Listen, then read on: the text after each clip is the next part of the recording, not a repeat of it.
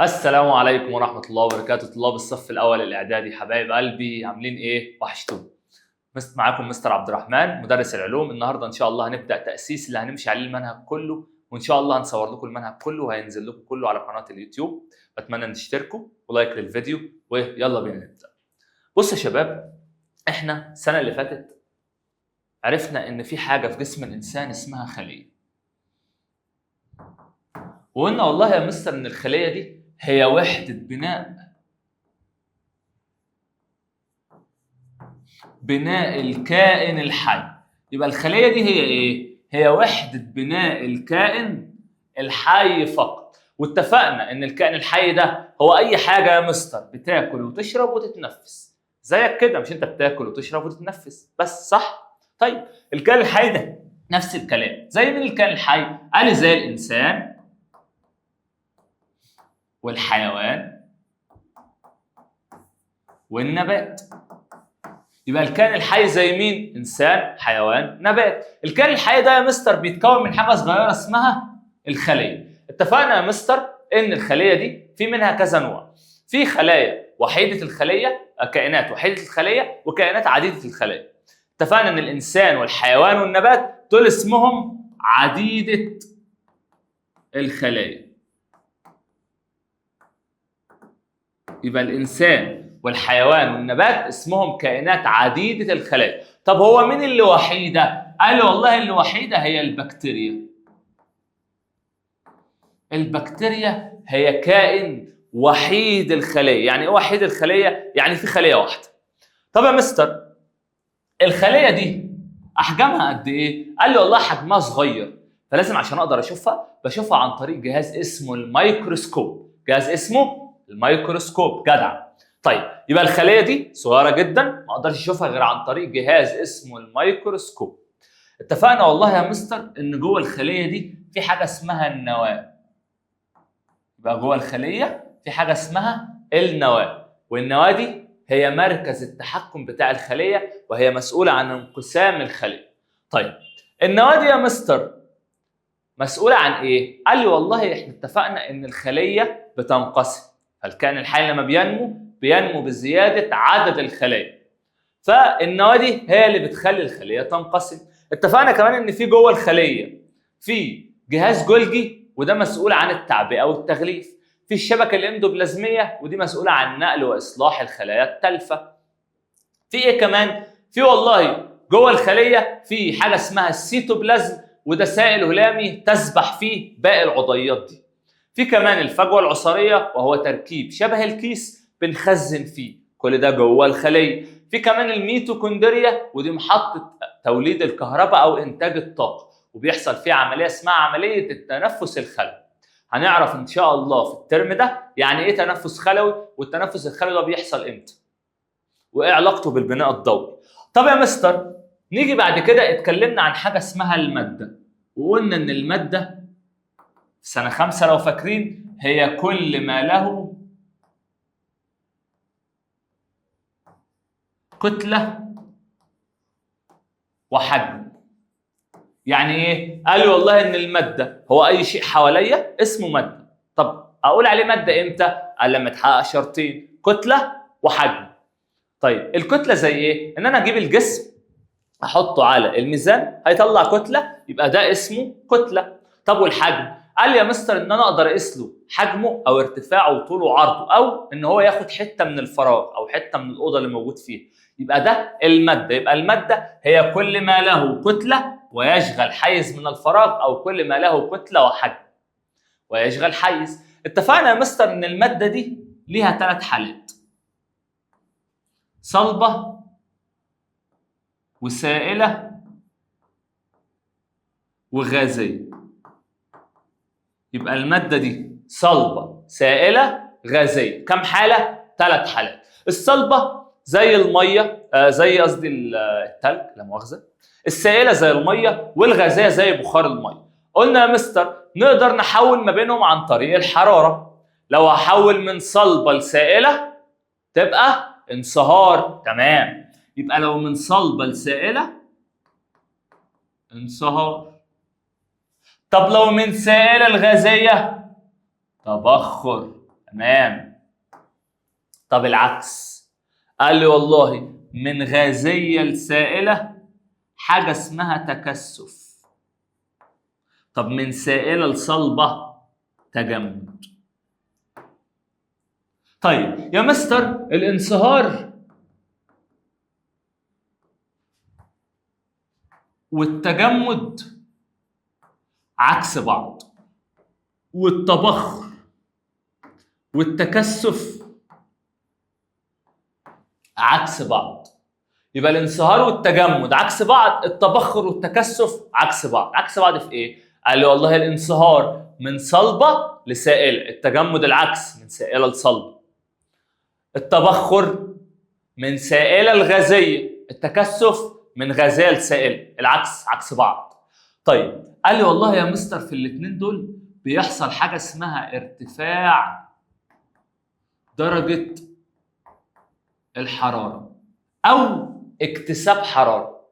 يبقى بيحصل في الانصهار والتبخر حاجه اسمها اكتساب حراره. يعني اكتساب حراره يعني ان انا اسخن.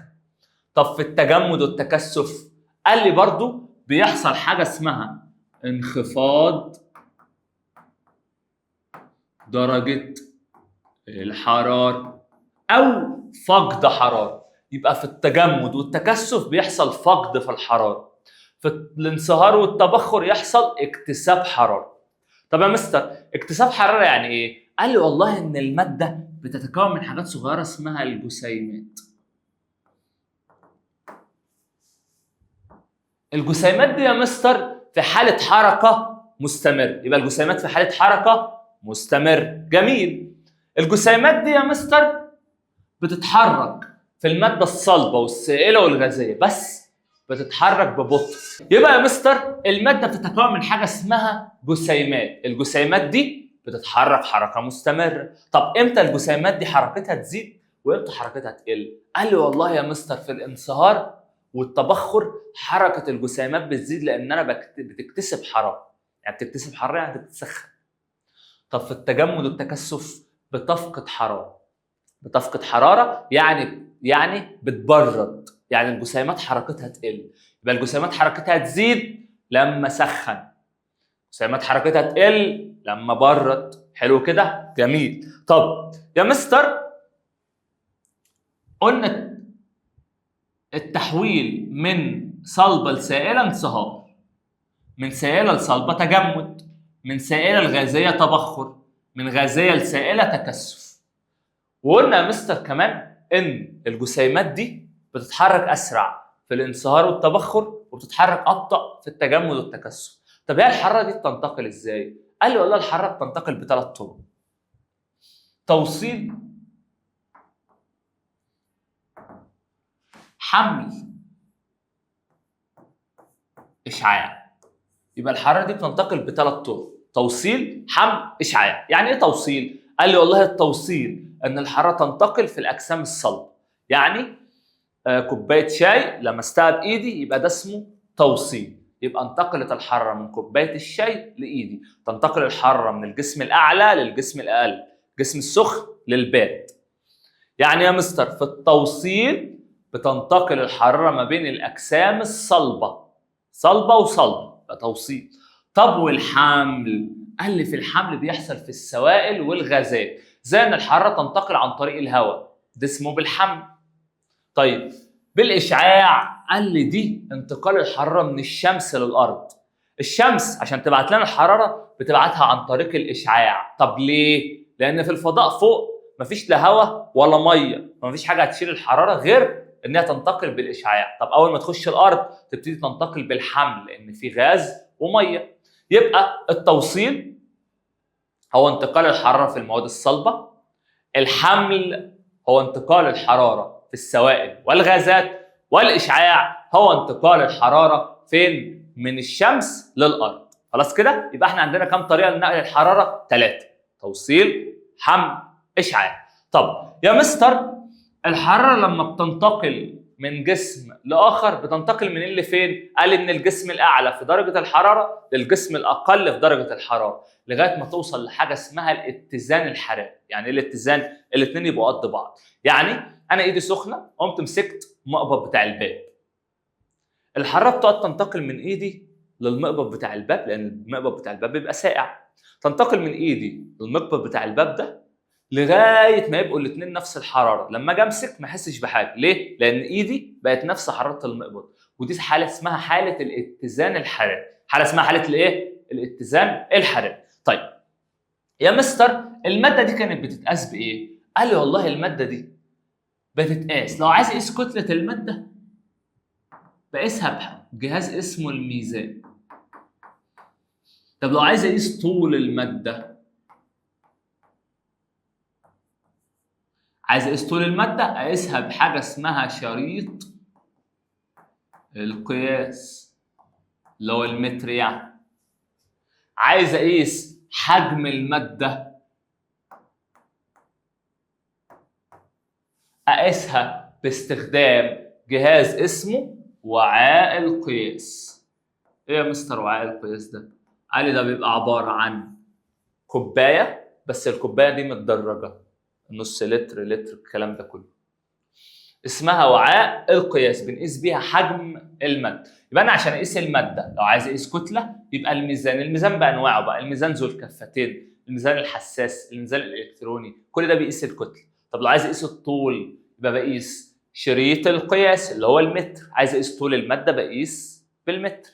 طيب لو عايز اقيس حجم الماده بقيس بوعاء القياس، بقيس الماده بايه؟ بوعاء القياس. طيب يا مستر دلوقتي انا عرفت اقيس الماده ازاي، وعرفت احول الماده بين حالاتها الفيزيائيه ازاي، وعرفنا كمان طرق انتقال الحراره. طب هي يا مستر الماده دي بتتكون من حاجات صغيره اسمها الجسيمات. طب احنا في اولى اعدادي هنسميها ايه؟ قال لي هنسميها الذره. هنسميها الايه؟ الذره. طب الذره دي في حاجه جواها؟ هنقول ان الذره هي وحده بناء الماده. الذره هي وحده بناء الماده. الذره هي وحده بناء الماده، زي ما كانت الخليه هي وحده بناء الكائن الحي.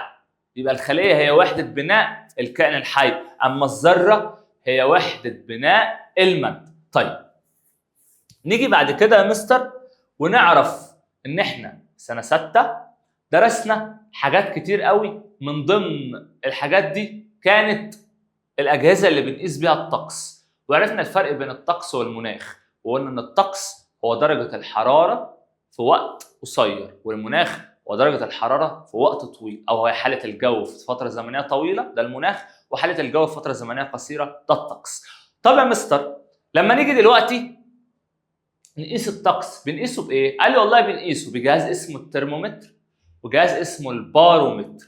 الترمومتر ده هو الجهاز بيقيس درجة الحرارة، البارومتر هو جهاز بيقيس الضغط الجوي. عندنا أجهزة تانية طبعا، عندنا حاجة اسمها مقياس المطر وده بيقيس لي كمية المطر.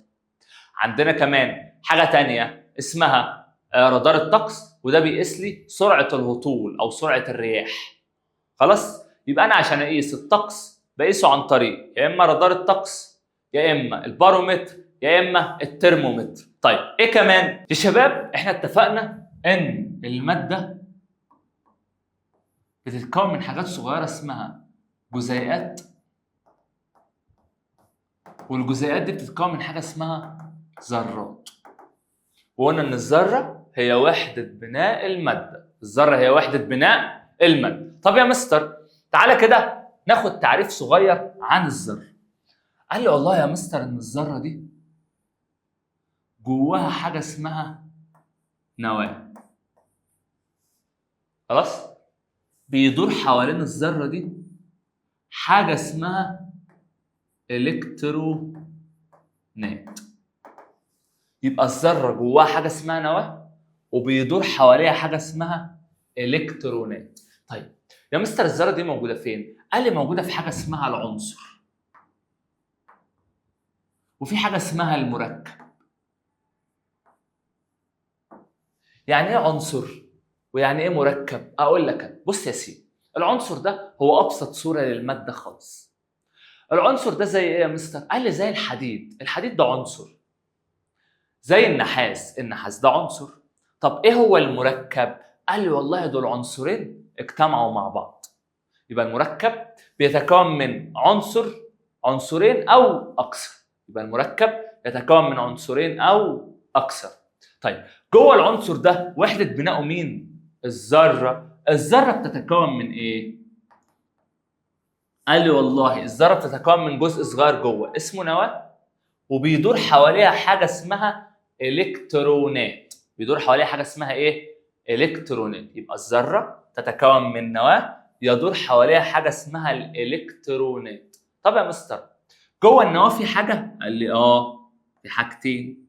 في حاجه اسمها بروتونات وحاجه اسمها نيوترونات. ايه ده؟ يعني ايه؟ دي يا مستر جسيمات صغيره جدا موجوده جوه النواه، والنواه موجوده جوه الذره، وبيدور حوالين النواه الكترونات.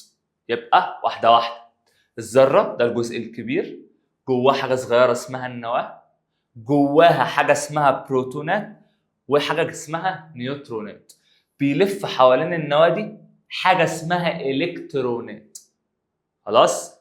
طيب الثلاثه دول اسمهم جسيمات دون ذري، اسمهم جسيمات دون ذري. طيب يا مستر العناصر دي احنا بننطقها ازاي؟ ما مختلفه في كل دول العالم.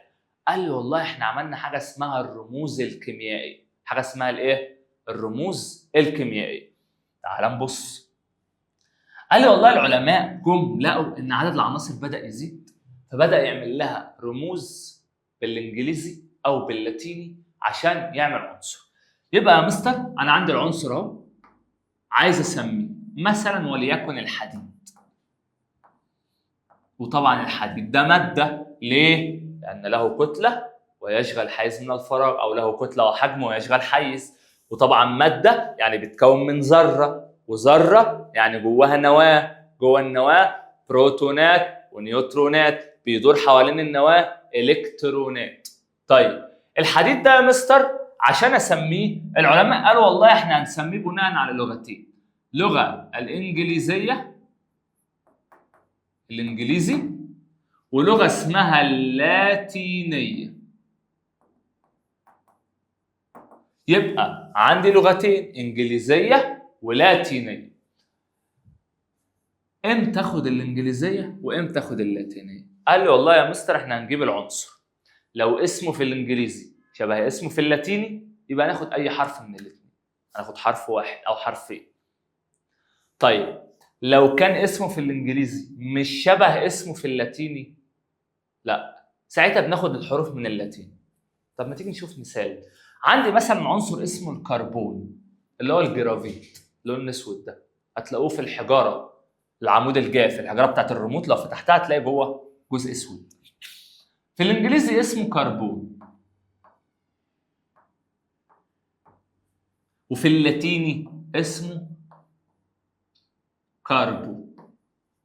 الاثنين يا مستر شبه بعض، فهناخد حرف السي يبقى الكربون سي. يبقى لما نيجي نقول كربون بنقول سي على طول، وسي ده هو رمز العنصر وده بيتعرف بيه. خلاص كده؟ حلو. طب لو الاثنين مختلفين قال لي ناخد اللاتيني. زي ايه؟ قال لي زي مثلا الصوديوم، في الانجليزي اسمه صوديوم يعني بيبدا باس او. طب في اللاتيني اسمه ناتريوم يبدا بان ايه. طبعا الاثنين مختلفين فهناخد الحروف منين؟ من اللاتيني. ناخد الحروف منين؟ من اللاتيني. يبقى اللاتيني ان ايه يعني صوديوم. مفهومه؟ تاني اسمي العنصر ازاي؟ قال لي والله يا انجليزي يا لاتيني. اختار انهي لغه؟ قال لي على حسب، لو الاثنين شبه بعض ناخد اي حرف من اي حته. اهو كربون ناخد السي يبقى الكربون سي. طب لو الاثنين مش شبه بعض ناخد من اللاتيني يبقى الصوديوم ان ايه. طب امتى اخد حرف وامتى اخد حرفين؟ والله يا مستر احنا في مثلا في الكربون خدنا السي، لو في عنصر تاني في نفس السي بناخد حرف جنبه. زي الكالسيوم، الكالسيوم برضو بيبدا بالسي، ما ينفعش اسمي الكربون سي والكالسيوم سي فبسميه سي ايه. طب هو مستر في قواعد؟ طبعا لازم دايما لما اجي اكتب اي رمز لعنصر اكتب الحرف الاول كابيتال والحرف الثاني سمول. يبقى الحرف الاول دايما كابيتال والحرف الثاني سمول. طيب يبقى الحرف الاول ده يبقى دايما كابيتال والثاني سمول. دي القاعده الاولى. اسمي امتى؟ قال لي والله على حسب الانجليزي او اللاتيني. طب لو اسمي انجليزي؟ قال لي والله يا مستر لو هسميه بالانجليزي او باللاتيني هاجي اختار ازاي؟ لو الاثنين شبه بعض اخد الحرف من اي لغه، لو الاثنين مش شبه بعض اخد من اللاتيني. الله ينور عليك. سهل الموضوع ده. طب العناصر يا مستر احنا بقى هنقعد نحفظ اسمها في اللاتيني واسمها في الانجليزي؟ لا، احنا هنحفظ العناصر زي ما هي. هتجيلك العناصر ان شاء الله مطبوعه في الملزمه او مكتوبه، هتحفظها زي ما هي او في اي كتاب انت هتشتريه. ولازم لازم لازم العناصر تتحفظ. ما ينفعش ابعد عن الموضوع ده خالص، لازم العناصر تتحفظ لازم. يا مستر احنا اتفقنا الفرق بين العنصر والمركب. طب هو في حاجه ثالثه؟ قال لي في حاجه اسمها مخلوط. طب ايه الفرق بين المخلوط والمركب؟ قال المخلوط يتكون من مادتين او اكثر. يبقى المخلوط يتكون من مادتين او اكثر، بس المادتين دول غير متحدين كيميائيا.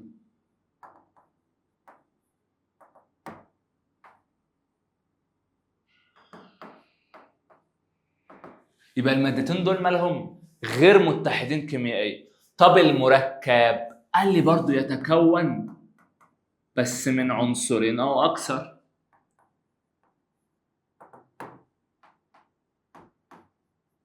وبيكونوا متحدين كيميائيا.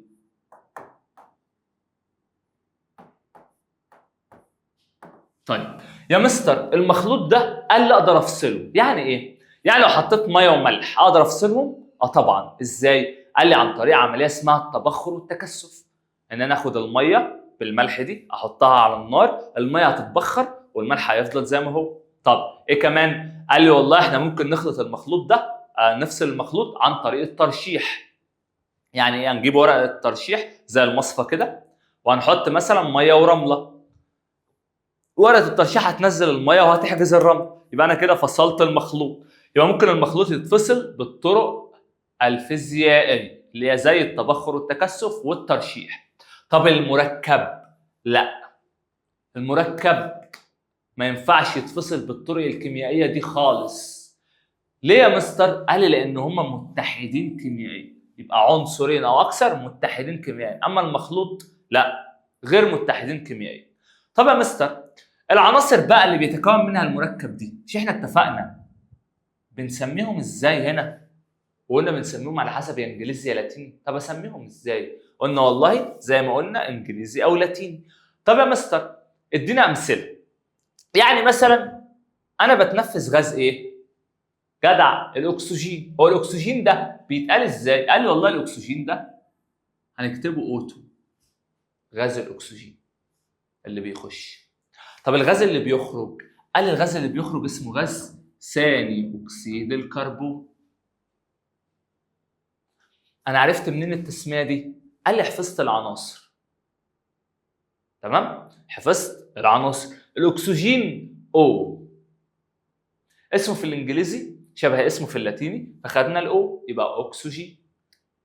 طب ثاني اكسيد الكربون؟ قال لي والله يا مستر ده عنصرين اهو، اكسجين وكربون، يبقى ثاني اكسيد الكربون CO2. طب والاكسجين O2. طب عندي ايه تاني؟ عندي مثلا الحديد. الحديد رمزه ايه؟ الحديد رمزه Fe. طب النحاس؟ النحاس رمزه Cu. طيب الكربون؟ الكربون رمزه C. الكالسيوم؟ يقول لك عايزين ناكل كالسيوم يبقى Ca. طب مش ملاحظ حاجه؟ ان كل يا مستر العناصر المكتوبه الاول كابيتال الثاني سمول، كل العناصر الاول كابيتال الثاني سمول اهو، الاول كابيتال الثاني سمول، الاول كابيتال الثاني سمول، طبعا ما عدا الكربون عشان حرف واحد، وطبعا الحرف الواحد ده لازم يبقى كابيتال، الحرف الواحد ده لازم يبقى كابيتال. طب يا مستر العناصر دي هيجي لك في ورقه هتحفظهم، لازم يتحفظوا، ما لهمش اي طريقه ثانيه. احفظهم ازاي؟ زي كلمات الانجليزي بالظبط، زي ما بتحفظ كلمات الانجليزي. هتحفظ ان الحديد اف اي اف كابيتال واي سمول، النحاس سي يو سي كابيتال ويو سمول، الكربون سي، الكالسيوم سي اي، السي تبقى كابيتال اهو، خلاص بقى السي تبقى كابيتال والكالسيوم والاي سمول. خلاص تمام. يبقى احنا كده يا مستر عرفنا الاساسيات اللي هنمشي عليها. هنمشي على العنصر بيتسمى انجليزي يا لاتيني. طيب عرفنا ان في فرق بين العنصر والمركب. العنصر ده حاجه بسيطه قوي، المركب ده عنصرين مع بعض فيعملوا لي مركب. اتفقنا ان في فرق بين المركب والمخلوط. المركب عنصرين بس متحدين كيميائيا، المخلوط مادتين غير متحدين كيميائيا. المخلوط اقدر افصله، المركب لا، اقدر افصله بطرق اسمها طرق فيزيائيه. ازاي؟ قال لي والله عن طريق التبخر والتكثف، ان انا اسخن الميه اللي فيها الملح عشان الميه تتبخر والملح يفضل موجود. طيب والطريقه الثانيه قال لي الترشيح، ان انا احط ورقه ترشيح وابتدي ادلق ميه ورمله، الميه هتنزل والرمله تتحجز فوق بسبب ورقه الترشيح. تمام كده؟ طب ممكن افصل عن طريق ايه؟ قال لي عن طريق الفصل المغناطيسي. يعني ايه؟ يعني لو انا جبت حديد وتراب، حطيت الحديد على التراب عايز افصلهم، همشي المغناطيس فوق التراب كده الحديد هيلزق فيه، يبقى انا كده عملت فصل اسمه فصل مغناطيسي، وكده انا فصلت المخلوط وما اقدرش افصل المركب لان المركب متحد كيميائيا، وهنعرف يعني ايه متحد كيميائيا ان شاء الله في اول الدرس. طب يا مستر عرفنا ان العنصر او الماده بتتكون من حاجه صغيره اسمها الذره، الذره دي في جواها حاجه اسمها نواه، النواه دي فيها بروتونات ونيوترونات وبيدور حوالين النواه دي الكترونات. برضه هنعرفهم بالتفصيل، وهنعرف مين اللي سمى الذره ومين اللي عمل النواه والحاجات دي كلها هنعرفها ان شاء الله في اول درس. وبكده نكون خلصنا الدرس، مش عايز اطول عليكم، وسلام.